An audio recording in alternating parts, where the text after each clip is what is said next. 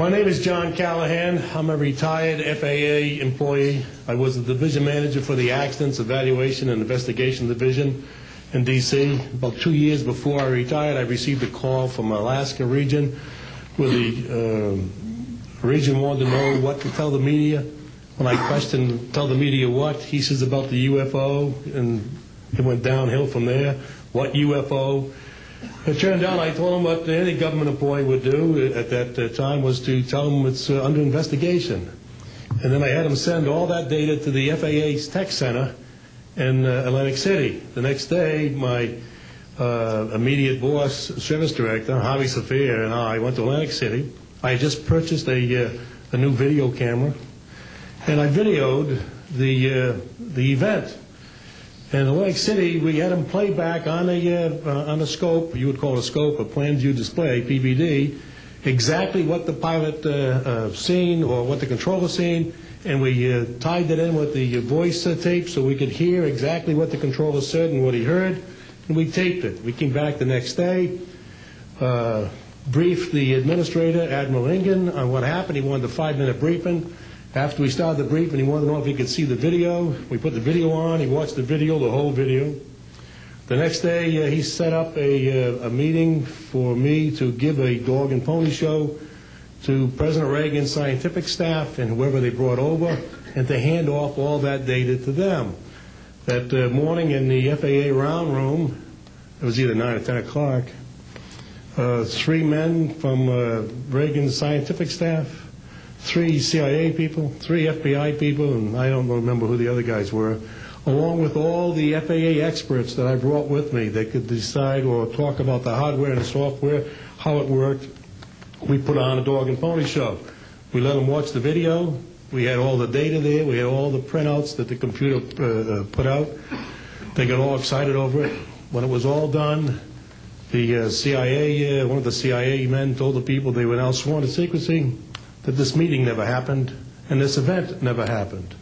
When I asked them why, I thought it was probably just a stealth bomber at the time, he says, well, this is the first time that we have recorded radar data on a UFO, and these guys are going to get all excited, drooling over all this data. I said, well, you're going to tell the public about it? And he says, no, we don't tell the public about this. It would panic the public. He says, we're going to go back and study this. I said, okay. It was what he was going to do. Now, I've told this story many times, and I get sometimes funny looks from people. I have with me the voice tapes of the controllers that were involved, the FAA original tapes. See, after we handed this stuff off to the president's staff, the FAA didn't know what to do with it. We don't separate UFOs from real traffic, so it's not our problem. Okay?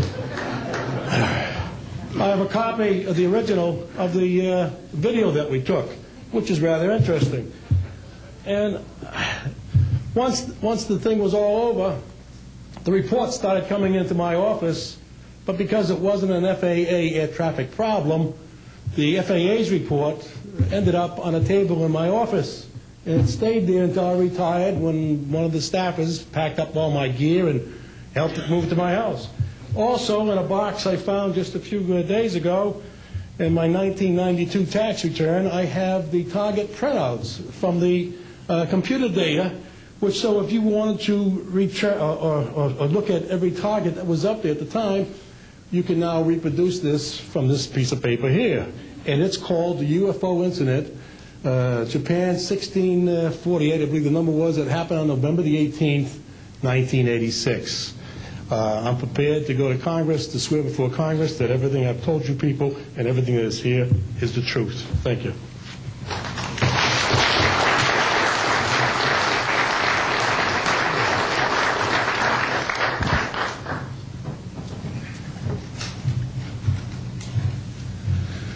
Good morning. I hope you'll pardon me. I'm a little bit nervous. My name is Charles L. Brown. I'm a Lieutenant Colonel, U.S. Air Force, retired, subsequently 7 years with the Foreign Service. I like the name Charlie Brown. A gentleman by the name of Charles Schultz, of great talent, sort of elevated the name, if you will. During World War II, I was a young farm boy from West Virginia. I got the patriotic bug, joined the United States Army, ended up flying bombers in Europe, and entered the war transport in the Pacific. Finished college in the late summer of '49, recalled to active duty in the newly formed United States Air Force. I was assigned to an organization called Office of Special Investigations. The Air Force, as most of you know, was formed in 1947. OSI, as a central investigative agency for the Air Force, was formed, I think, in 1948. So everything was relatively new. Needless to say, starting in '47, UFOs were rather new. The Air Force Intelligence, or Air Technical Intelligence Center, was at Wright-Patterson Air Force Base, and I had my office in a building adjacent to it. And our organization was the worldwide investigative agency for the Air Force for any unidentified flying objects. This lasted for about 2 years.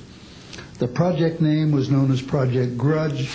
It was a predecessor to a project known as Blue Book, which Ed Ruppelt headed. During my experience with it, I would collect the data from, I didn't collect it, it was sent into my office. I analyzed it.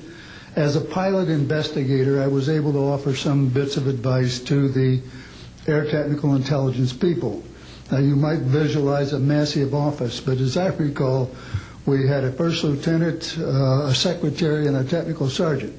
That was the essence of Project Blue Book when it started, or Project Grudge, Blue Book, and expanded somewhat. During the review as an analyst of these various documentary reports, if you will, or documents, I became clearly convinced that there was substance to what was being reported, in that we had ground visual, ground radar, airborne visual, and airborne radar confirmation of some of these sightings. The individuals who made the sightings were everything from airline pilots, military pilots, police officers, some of the people that your lives depend upon on a daily basis. These are very reputable and credible people. I hope that the testimony here from very credible people will convince you of that and will further Steve Greer's disclosure project, in that pressure needs to be brought to bring this to the attention not only of the Americans, but of people all over the planet. These vehicles have been seen and confirmed all over the planet. I am willing to sign a sworn statement or testify to my judgment and to what I have observed. Such things do exist. Please believe me. Please believe those who follow me. Thank you.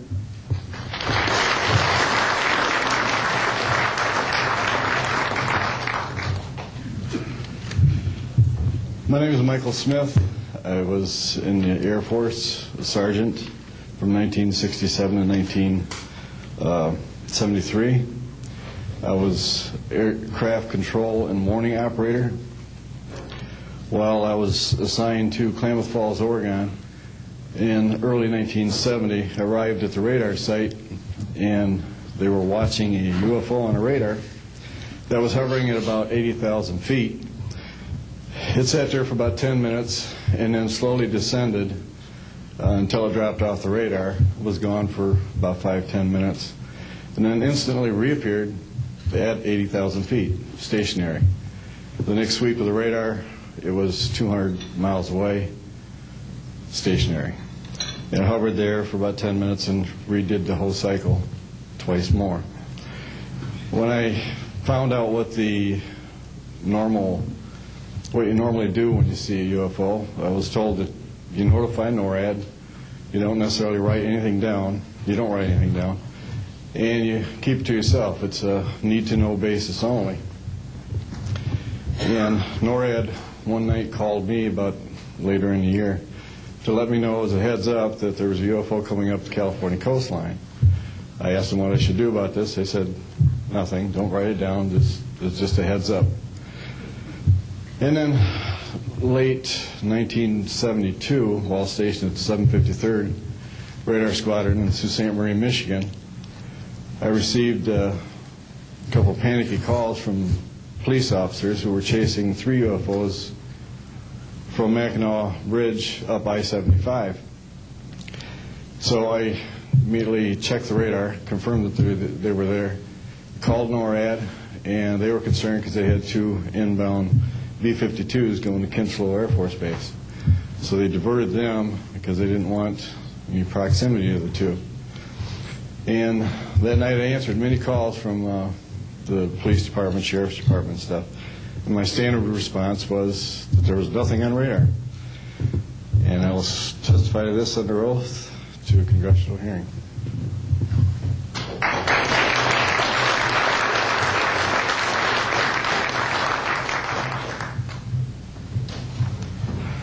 Good morning.